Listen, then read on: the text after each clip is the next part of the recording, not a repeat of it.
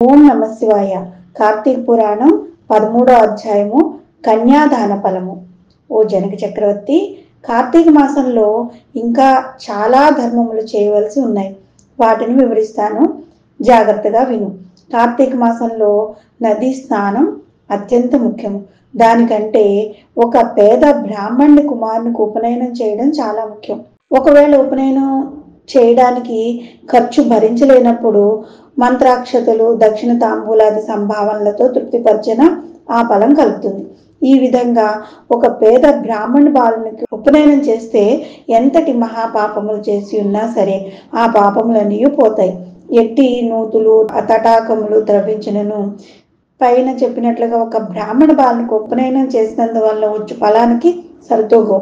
అంతకన్నా ముఖ్యమైనది కన్యాదానం. కార్తీక మాసమందు భక్తి శ్రద్ధలతో కన్యాదానం చేస్తే తాను తరించడమే కాకుండా తన పితృదేవతలను కూడా తరింపజేసిన వాళ్ళు అవుతారు. దీనికి ఒక కథ ఉంది, అది చెప్తాను, జాగ్రత్తగా విను. సువీర చరిత్రము. ద్వాపర యుగంలో వంగదేశంలో గొప్ప పరాక్రమవంతుడు సూర్యుడు అయిన సువీరుడు అనే రాజు ఉండేవాడు. అతనికి రూపవతి అయిన భార్య ఉండేది. ఒకసారి సువీరుడు శత్రురాజుల చేత ఓడింపబడి భార్యతో అరణ్యానికి పారిపోయి ధనహీనుడైపోయి నర్మదా నదీ తీరంలో ఒక పర్ణశాలను నిర్మించుకుని కందమూలాలు అవి తింటూ గడుపుతూ ఉండేవాడు. కొన్ని రోజులకి అతని భార్యకు ఒక బాలిక పుట్టింది. ఆ బిడ్డను చాలా గారాబంతో పెంచుకుంటూ ఉండేవారు. క్షత్రియ వంశం నుండి పుట్టినప్పటికీ కూడా ఆ బాలికను ఆహారాది సదుపాయాలు సరిగ్గా లేకపోయినప్పటికీ ఆ బాలిక శుక్లపక్ష చంద్రుని వలె దినదిన అభివృద్ధి పొందుతూ పెరిగింది. అతి గారాబంతో పెరుగుతూ ఉండేది. ఆమె చూడడానికి చాలా కనుల పండుగగా ముద్దులొలుగుతూ చక్కటి మాటలతో ముచ్చటగా ఉండేది. కొన్ని దినములు గడిచాక బాలికకు యుక్త వయసు వచ్చింది. ఒక దినమున వానప్రస్థుని కుమారుడు ఆ బాలికను గాంచి ఆమె అందచందాలకు పరవశుడయ్యి ఆ బాలికను తనకిచ్చి పెళ్లి చేయమని ఆ రాజును కోరుతాడు. అందుకు ఆ రాజు, ఓ మునిపుత్ర, ప్రస్తుతం నేను చాలా బీద స్థితిలో ఉన్నాను, అష్టదరిద్రాలు అనుభవిస్తూ ఉన్నాను. మా కష్టములను తొలగడానికి కాను నాకు కొంత ధనమిస్తే నా కుమార్తెని నీకు ఇచ్చి పెళ్లి చేస్తాను అని చెప్తాడు. తన చేతిలో కొంచెమైనా ధనం లేకుండా ఉండడం చేత ఆ మునికుమారుడు నర్మదా తీరాన్ని కుబేరుని గూర్చి తపస్సు చేస్తాడు. కుబేరుని మెప్పించి ధనపాత్ర సంపాదిస్తాడు. రాజుకు ఆ పాత్ర ఇచ్చి ఆ రాజు యొక్క కుమార్తెని ఆ మునికుమారుడు వివాహం చేసుకుని వెళ్ళిపోతాడు. అటులా ఆ విధంగా మునికుమారుడు భార్యను వెంట పెట్టుకుని వెళ్ళి తల్లిదండ్రులకు నమస్కరించి జరిగిన వృత్తాంతం అంతా చెప్పి భార్యతో సుఖంగా జీవిస్తూ ఉంటాడు. సువీరుడు మునికుమారుడు ఇచ్చిన ధనపాత్రను తీసుకుని స్వేచ్ఛగా ఖర్చు పెడుతూ భార్యతో సుఖంగా ఉంటాడు. అట్లా కొంతకాలం జరిగిన తర్వాత ఆ రాజు యొక్క భార్య మళ్ళీ ఇంకొక బాలికను కంటుంది. ఆ బిడ్డ కూడా యుక్త వయసు రాగానే మళ్ళా ఎవరి దగ్గరైనా ధర్మం తీసుకుని అమ్మవచ్చు కదా అని ఆశతో ఎదురు చూస్తూ ఉంటాడు. ఒకరోజు ఒక సాధు పొంగుడు తపతీ నది తీరాన్ని నుంచి నర్మదీ నది తీరానికి స్నానం చేయడానికి వచ్చి దారిలోనున్న ఈ సువీరుని కలుసుకుని పోయి, నువ్వెవరు, నీ ముఖవచ్చసు చూస్తూ ఉంటే రాజవంశస్తులా ఉన్నావు, నువ్వు ఇక్కడ ఈ అరణ్యాల్లో నీ భార్య బిడ్డలతో ఏం చేస్తున్నావు, ఏం జరిగింది అని ప్రశ్నిస్తాడు. సువీరుడు, ఓ మహానుభావ, నేను వంగదేశాన్ని పరిపాలిస్తూ ఉండేవాడిని. సువీరులను నా రాజ్యాన్ని శత్రువులు ఆక్రమించడం చేత నా భార్య సమేతంగా ఈ అడవిలో నివసిస్తున్నాను. దరిద్రం కంటే కష్టమేదీ లేదు కదా, పుత్ర శోకం కంటే గొప్ప దుఃఖము లేదు, అటులనే భార్యా వియోగం కంటే గొప్ప సంతాపం మరొకటి లేదు. అందుచేత రాజభ్రష్టున్నయ్యి ఈ కారణంలోనే సకుటుంబంగా బ్రతుకుతున్నాను. నాకు 2 కుమార్తెలు. మొదటి కుమార్తెను ఒక మునిపుత్రునికి ఇచ్చి వాని వద్ద కొంత ధనం తీసుకున్నాను. దాంతో ఇంతవరకు కాలక్షేపం చేస్తున్నాను అని చెప్తాడు. ఓ రాజా, నీవు ఎంతటి దరిద్రవేణో ధర్మ సూక్ష్మం ఆలోచించకుండా కన్యను అమ్ముకున్నావా? కన్య విక్రయము మహాపాతకంలోనొకటి. కన్యను విక్రయించిన వారు అసిత వ్రతమును నరకంలో త్రోయబడతారు. ఈ ద్రవ్యములతో దేవుని పితృదేవత ప్రీత్యర్థం ఏ వ్రతం చేసినో వారు నశించరు. అదేనుగాక కన్యా విక్రయం చేసిన వారికి పితృదేవతలు పుత్ర సంతానాన్ని కలగకుండా ఉండాలి అని శపిస్తారు. అటులనే కన్యను ధనమిచ్చి కొని పెళ్లాడిన వారు చేయు గృహస్థాస్త్ర ధర్మములు వ్యర్థముగా అవుతాయి. అతడు మహా నరకమును అనుభవిస్తాడు. కన్యా విక్రయం చేసిన వారికి ఎట్టి ప్రాయశ్చిత్తం లేదని పెద్దలు చెప్తూ ఉన్నారు. కావున రాబోయే కార్తీక మాసము నీ 2వ కుమార్తెను నీ శక్తి కొలది బంగారు ఆభరణాలతో అలంకరించి సదాచార సంపన్నకు ధర్మ బుద్ధి గలవానికి కన్యాదానం చెయ్యి. అట్లా చేస్తే గంగాస్నానం ఆచరించిన ఫలము, అశ్వమేధ యాగం చేసిన ఫలము నీవు పొందుతావు. మొదటి కన్యను అమ్మిన దాని యొక్క పాప ఫలం కూడా తొలగిపోతుంది అని రాజుకి హితోపదేశం చేస్తాడు.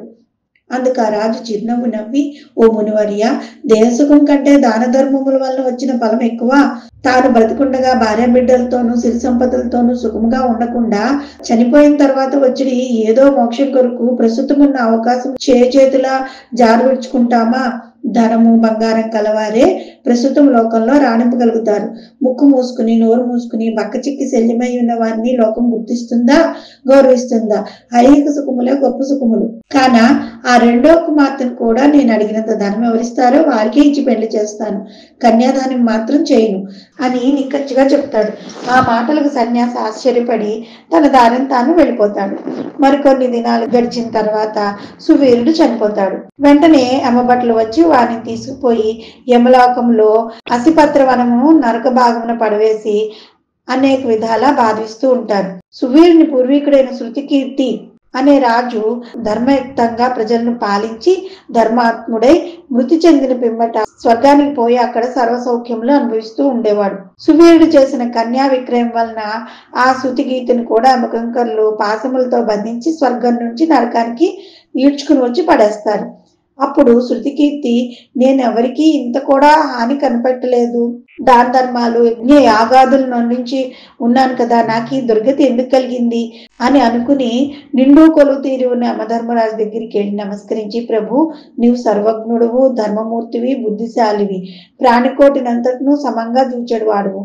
నేనెన్నడూ ఏ పాపము చేసి ఉండలేదు కదా, నన్ను స్వర్గలోకము నుండి నరకలోకమునకు ఎందుకు తీసుకొచ్చి పడేశారు, కారణం తెలపండి అని ప్రాధేయపడ్డాడు. అప్పుడు యమధర్మరాజు శృతికీర్తిని గార్చి, శృతికీర్తి, నీవు న్యాయమూర్తివి, ధర్మజ్ఞుడువు, నీవు ఎటువంటి దురాచారములు చేసి ఉండలేదు. అయినానేమి నీ వంశస్థుడు సువీరుడు తన జ్యేష్ఠ పుత్రికను ధనమును కాసించి అమ్ముకున్నాడు. కన్యను అమ్ముకునే వారి పూర్వీకులు ఇటు 3 తరముల వారు అటు 3 తరముల వారును వారిద్దరికీ పుణ్యపురుషులైనను నరకము అనుభవించడం తప్పదు, నీచ జన్మలు ఎత్తవలసి ఉండును. నీవు పుణ్యాత్ముడు వయ్యు ధర్మాత్ముడు వయ్యు నేను ఎరుగుదును, నీకు ఉపాయం చెప్పేదను వినుము. నీ వంశీయుడగు సువీరునకు మరి యొక్క కుమార్తె కలదు.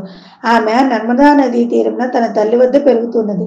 నా ఆశీర్వాదం వలన నీవు మానవ శరీరం దాల్చి అక్కడికి వెళ్ళి ఆ కన్యను వేద పండితుడగు శీలవంతునగు ఒక విప్పునకు కార్తీక మాసమున సాలంకృతముగా కన్యాదానం చేయుము.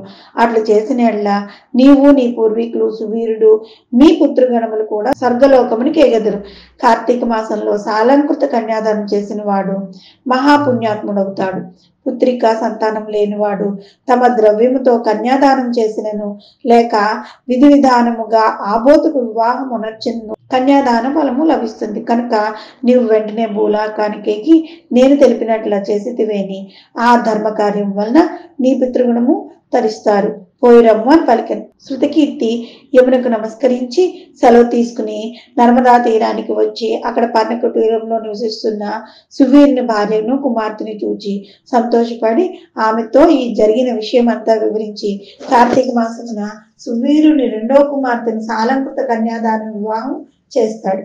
అట్లా కన్యాదానం చేయటం వల్ల సువీరుడు కూడా పాప విముక్తుడై స్వర్గలోకంలో ఉన్న పితృదేవతలను కలుసుకుంటాడు. కన్యాదానం వలన మహాపాపములు కూడా నాశనం అవుతాయి. వివాహ సమయంలో వారికి మాట సహాయం చేసినను పుణ్యము కలుగుతుంది. కార్తీక మాసమున కన్యాదానం చేయవలనని దీక్ష పూజ ఆచరించిన వాడు విష్ణు సాన్నిధ్యాన్ని పొందుతాడు. శక్తి కలిగి ఉండి ఉదాసీనత చూపువారు శాశ్వత నరకమునికి ఎగుతారు. ఇట్లు స్కాంద పురాణ అంతర్గత వశిష్ఠ ప్రోక్త కార్తీక మహత్యమునందలి 13వ అధ్యాయము సంపూర్ణం. ఓం నమః శివాయ.